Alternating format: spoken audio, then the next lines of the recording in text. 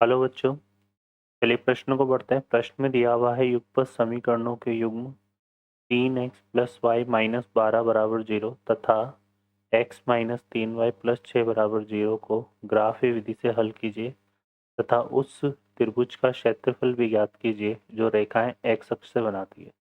हल करते हैं बच्चों प्रश्न को। तो इस प्रश्न में हम देख लेते हैं इसकी क्या मुख्य अवधारणा। मुख्य अवधारणा तो इस प्रश्न में हम क्या उपयोग में लेंगे बच्चों। यहाँ पर एक तो हम यहाँ पे देखिए यूज करेंगे क्या, त्रिभुज का क्षेत्रफल। त्रिभुज का क्षेत्रफल, त्रिभुज के क्षेत्रफल का जो सूत्र होता है वो होता है 1/2 x1 y2 minus y1 y2 minus y3 plus x2 y3 minus y2 और सॉरी y3 माइनस y1 और plus x3 y1 minus y2। तो ये त्रिभुज के क्षेत्रफल का सूत्र है जो हम यहाँ पर उपयोग में लेंगे।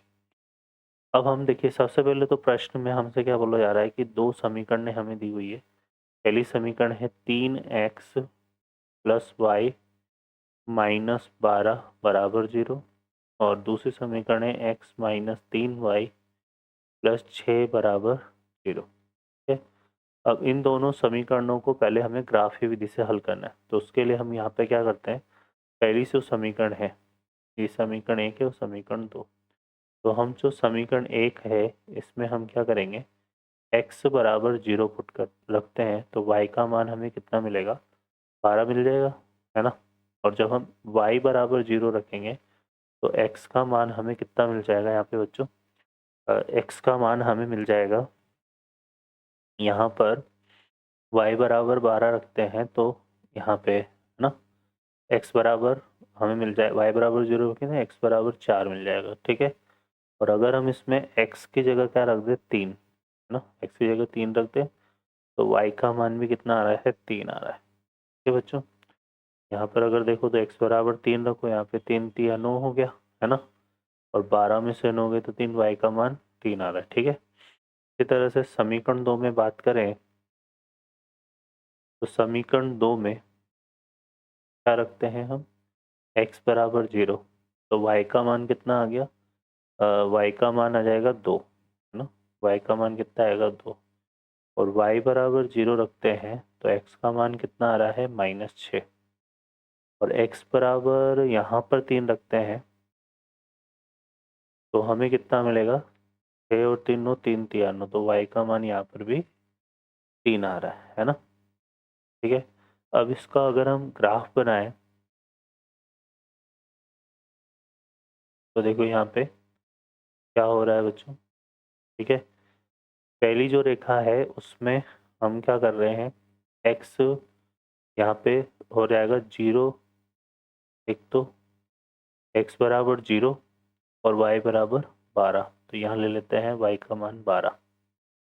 ठीक है, ये आ जाएगा, एक तो यह हो गया और एक हो गया हमारे पास y बराबर 0 पर x बराबर 4, तो यहाँ ले लेते हैं,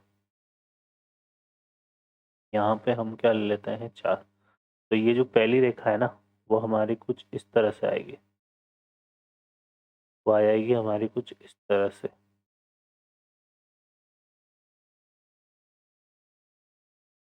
ठीक है बच्चों, ये पॉइंट तो हमारा क्या हो गया, ये तो हो गया हमारा क्या, 0,12 और ये बिंदु हो गया हमारा क्या, यहाँ पे 4,0।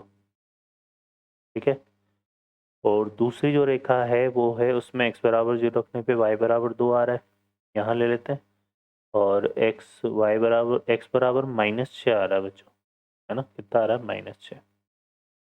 तो यहाँ पे देखो, यहाँ पे y की जगह 0 डालेंगे इस समीकरण में तो x बराबर समीकरण 2 में y का मान -6 आएगा, तो यहाँ आएगा ये।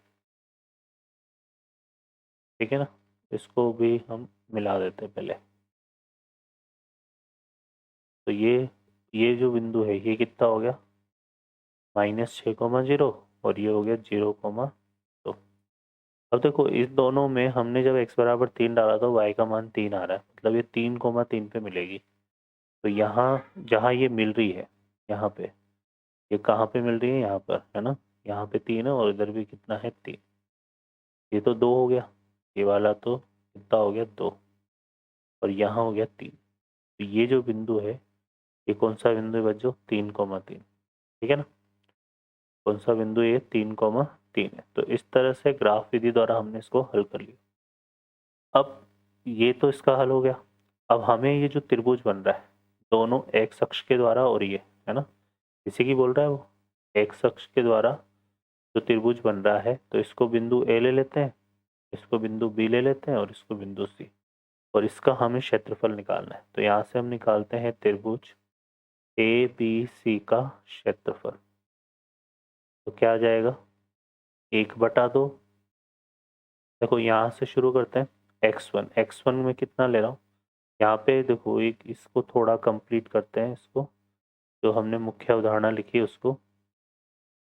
इसमें ये जो बिंदु है ना बच्चों, कौन से, x1 y1, x2 y2 और x3 y3, ये क्या है, त्रिभुज के शीर्ष है, त्रिभुज के क्या है ये शीर्ष, ठीक है।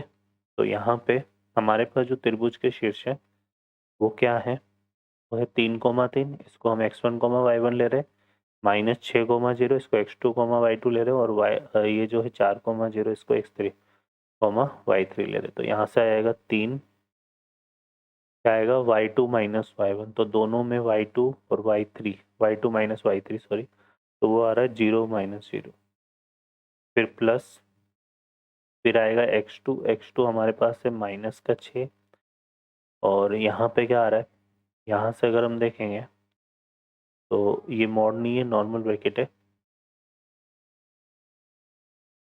तो -6, -6 में हमारे पास आएगा कितना, यहाँ से 0 -3, 0 -3, ठीक है।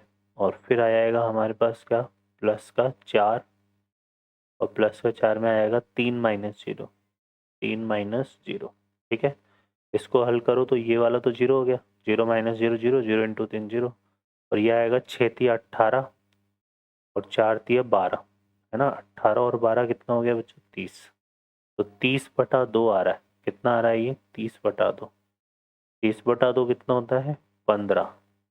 तो जो क्षेत्रफल आ रहा है वो कितना आ रहा है, 15 वर्ग इकाई।